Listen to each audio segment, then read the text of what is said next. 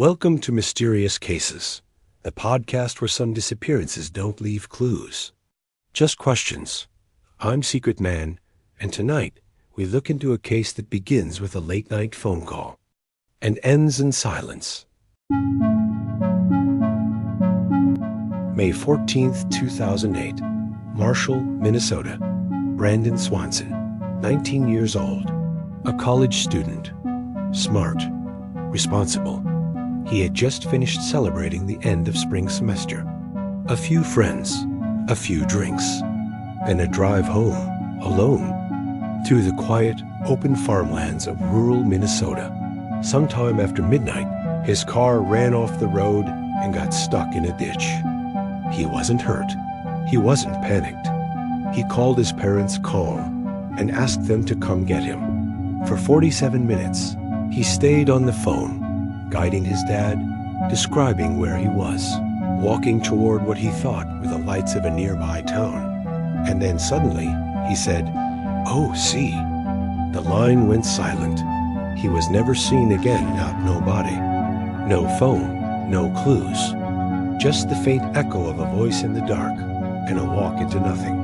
This is the story of Brandon Swanson, a case that challenges everything we know about missing persons and what it means to truly vanish. Morning after Brandon vanished, his parents reported him missing. Police didn't act immediately. He was 19, an adult. Maybe he just went somewhere, slept it off.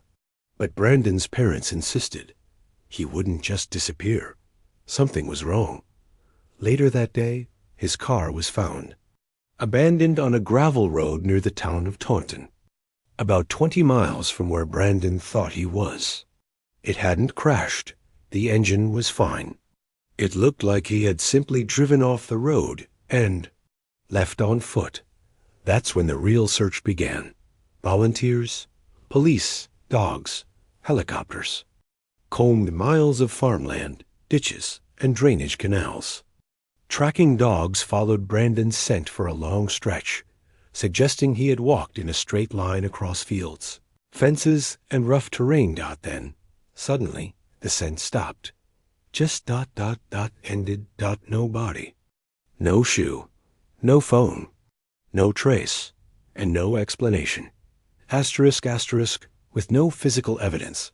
Only a handful of theories remain, none of them complete. Theory 1. He fell or drowned. Brandon was walking near a river. Could he have slipped?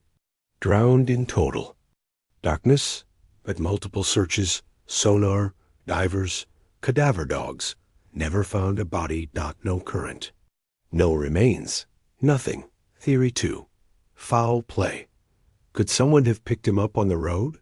But why would Brandon cry out so suddenly with no sound of struggle or conversation during the 47-minute call? There were no signs of a scuffle, no reports of suspicious activity, no known enemies. Theory 3. A hidden accident. Maybe he fell into a drainage pipe, or an old well, or a hole no one thought to check. But the area was thoroughly searched. Every possibility searched again. No broken ground. No collapsed soil. Nothing. Theory 4. Something else. This is where the story turns cold. Unexplainable. Almost surreal. Brandon's voice was calm. He was walking toward lights he thought were a town, but he was miles from any town. He was giving clear directions, but he had no idea where. He really was. His final words, sudden, sharp, as if he saw something, or someone, then gone, like he stepped into a space that no longer existed. Asterisk, Brandon Swanson's case is still open. He is still considered missing. Every year, his parents hold a vigil. And every year, the question remains, how does someone vanish in the middle of nowhere? While talking to someone on the phone? Maybe he fell. Maybe he was taken. Or maybe he walked into something far stranger and never came back. I'm Secret Man, and this was Mysterious Cases. you.